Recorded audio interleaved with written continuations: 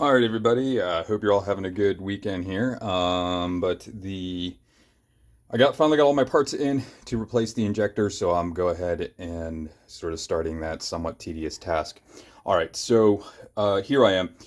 I have the injector, the primary and secondary fuel rails assemblies out, and I'll talk about that here in a minute. But basically, really, what I had to do was just be very, very tedious and meticulous to unhook all the required electrical connectors and vacuum lines from the rat's nest. And so I did it over the course of a couple days because just like anything while working on this section of the car, it's not hard, it's just very tedious. So I did it over the course of a couple days. What I did is, you can see I marked everything with a little bit of painter's tape. What I did is basically I just numbered and lettered it: V if it was a vacuum line, E if it was electrical connector, and just went, V1 to V1, E2 to E2, and that sort of thing as I took them off from the source to where it hooks up. The other thing I did is, things can get kind of lost, so I didn't really keep track of, yesterday did it end on V5 or whatever. As I started each day new, I just went basically a base 10 higher. So, yesterday I was V1, V2, V3. Today I was V10, V11, V12. That way I tried to make it a little less of a pain in the ass for myself. So I was able to really, once you disconnect the fuel lines, those hoses back there, you're able to move the rat's nest out of the way enough to get where you need to get to remove the primary and secondary fuel rails, and I'll talk about that here in a second. As you can see, I got everything taped up. I got some cloth. I got some shop towels over the primary injector ports there. So anyway, got all that hooked up, and you can see the secondaries there, so I'll have to tape them up a little bit too, because I'm going to go over to the bench and do a little bench work in rebuilding the fuel rails. So when you take them out, I was able to take them out in whole. Like I said, once I disconnected the fuel lines from the pressure regulator and then the fuel line from the pulsation dampener there, it came out fairly easy. It's just 2 bolts holding the primary in, and then 2 bolts holding the secondary in. Once you get them out, you're basically what's going to be left in the port on the primary side is you're going to have a big seal like that, and then the primary diffuser like that. So just make sure you take both of them out. If you take notice, if I can show you this, the primary diffuser needs to go in a certain way. There's a little bump there on the primary diffuser that corresponds with a little bump on the actual port on the engine block. So those they need to line up accordingly when they go back in. On the secondary side, you're going to have a little rubber seal like that, and then the secondary diffuser like that. So basically, you're going to want to, and they're going to stack in on top of each other like that. So you're going to take that little guy out, and then you'll see the primary diffuser sitting in there, and just kind of slide that guy out. Of note, hopefully you won't have this problem, but I surely did. When I was using my endoscope to see if I dropped a piece of hardware down the intake tube there, I actually fractured one of my secondary diffusers, and then basically left in there when I was able to fish it out with some mechanical fingers. But when I went to take when I finally got the secondary injector rail off, and when I was getting the rest of it out from the port, it was really in there good. As a matter of fact, I had to get my slide hammer to take it out. So just be careful with those diffusers.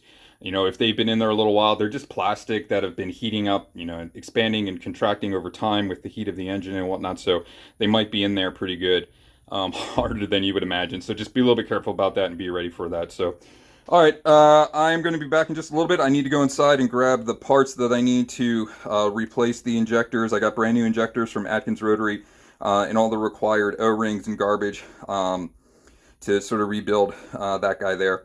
I also got a new fuel pressure regulator and pulsation dampener. So, while this shit's off, I'm just going to go ahead and replace it all. The other thing that I noticed too, unfortunately, that a lot of people probably not, end up encountering as well is a lot of these electrical connectors, like the little tabs were broken to where they fit in just fine, but they don't secure very well. So I've already had to replace a bunch of them. So I've just been kind of going along as I do this job replacing them as well, and they're fairly easy. You can actually find, I mean, they still make a lot of these replacement connectors on eBay and shit, so you can find them, and as long as you have the little tool to replace them, they're really not that big of a deal. I've already had to do it, for instance, for where is it, for my throttle position sensor. That guy was freaking busted, so I went ahead and replaced him, and like I said, I just found a replacement one on eBay and just did a 1-for-1 wire swap on that one. It's super easy. So anyway, like I said, whenever I tear shit apart, I only like to tear it apart once, and kind of like to basically replace whatever needs to get placed at one time. I don't really like to have to go back and shit like that, so that's kind of what I'm doing. All right, anyway, I'm gonna go ahead and rebuild these guys, and I'll be back a little bit talking you through that. All right. Okay, so I got this all broken down and taken apart. It all came apart pretty easy, like I said. So you got your fuel pressure regulator there. It's held in by these two little screws. Fuel pressure dampener, I think it's fuel pulsation dampener, excuse me, held in by little nuts. And then the injectors are just held in by covers, and then those screws come out. And then they're in there pretty tight because of the O-rings, but hey, that makes sense because you want a nice tight seal. Okay, so these screws, right? This is a very common problem that people are going to run with this job. So, like I said, a lot of these parts are just held in with little Phillips head screws. For the most part, if you do the old trick with a socket and a little Phillip tip, bit there, for the most part, they can come out pretty easy, as opposed to trying to, wrench it out with a freaking screwdriver. For the most part, I would say, all of these but one came out very easily by doing this trick for me. But one of them, you can see, did strip out on me. Not too bad. I was able to get it out with a pair of needle nose vice grips. So all in all, I got off pretty light. Some folks have had some absolute horror stories with these. So before I put all this back together, I'm going to make a trip out to the hardware store and basically replace all these screws, either with nuts or Allen head bolts or something like that. So, excuse me, not nuts, but with bolts or Allen head bolts, before I put this all back together, as opposed to going with these screws. So, hopefully I never have to yank this shit apart again for the life of the car, but just in case I do. All right, so that's everything sort of torn apart. I'm gonna go grab my shop manual real quick and make sure I put this all back together. Like I said, I got all the parts there from Atkins Rotary. I just want to make sure I'm using the right O-rings and everything's going back appropriately. So I'm going to have my parts diagram up as I do that. So I'll post a link here if I can. I think I can upload an actual PDF version of the shop manual if you guys don't have one. I have a pretty good one that I found online just by Googling it. But I'll see if I can't post a link on there as well for you guys. So, all right, back in a little bit. Okay, so one thing I did want to point out before I put this all together is on these primary injectors. When I pulled them out of the seat, they looked like that. And then when I compared them to the replacement new part, as you can see, there's some extra sort of pieces on there. So made me scratch my head a little bit, like, hey, did somebody replace these with some, the wrong part or something like that? But then I basically just took a look down further into the seat, and the rest of the parts were kind of stuck in there. So anyway, like I said, I just want to point that out to you guys. So just if you do end up replacing these, just do a good visual inspection to make sure that little plastic part and the O-ring came out appropriately, because like I said, when I pulled them out, they were still kind of jammed down in there. So all right, I cleaned this up a little bit. I didn't get too overzealous with it because for right or wrong, this is buried under a lot of stuff, and you really don't see it when the engine's put back together. So I cleaned it up a little bit, but like I said, didn't get too crazy with it. Really just kind of try to focus on where the attachment pieces are, where we need to make a good seal and stuff like that. So, all right, like I said, I'm going to head off to the hardware store here in the auto parts store, get some new fuel line and get some replacement bolts for all this crap, and then I'll start putting it back together. All right, so there it is. It's all back together. Like I said, new injectors, new fuel pressure regulator, and pulsation dampener. So like I said, it really wasn't that hard. Just taking them out, putting them on. It really wasn't that big of a deal at all. So this is going to go back in, and we'll get started on putting the whole freaking thing back together. So back in a little bit. Alright, so here I am at the end of the day. The fuel rail is back in. It's kind of hard to see it down there, but you can see it back in there. And my fuel lines are kind of hooked back up. I need to fiddle with this a little bit because I replaced all the fuel lines. So I figured, like I said before, if I tear something apart, I only want to do it once. But I have to trim them a little bit and fine tune it because it's kind of hard to get anyway, they're too long right now, and the rat's nest isn't kind of fitting right back into place. And the other thing is, like I said, I need to research and try to find some of those electrical connectors right there to replace them. If I can't find them, it's not the end of the world, but I really would like to try to replace them. That way they don't wiggle loose or something, and I don't have to, I don't know, tape them up or do something funky. So I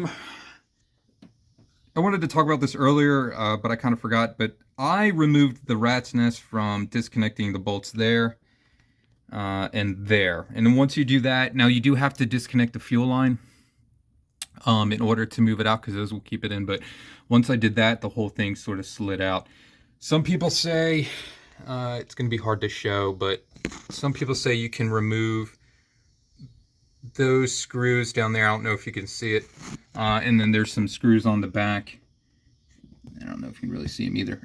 But some people say it's another way to remove the rat's nest, but kind of the same thing I was talking about with the screws on the fuel rail. A lot of times they're pretty fragile and you can end up stripping them pretty bad.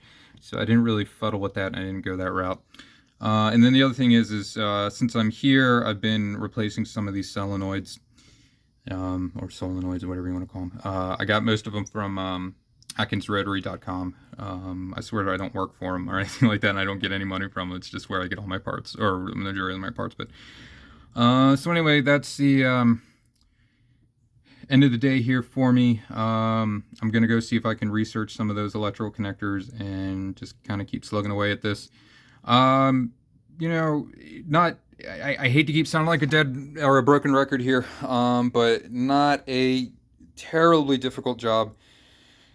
Just very tedious job, but one that needs to be done. I mean, when you start talking about mods and stuff, yeah, everybody wants to do suspension and tires and wheels and big brakes and whatever, intercoolers and intakes and all this other crap. Hey, that's awesome.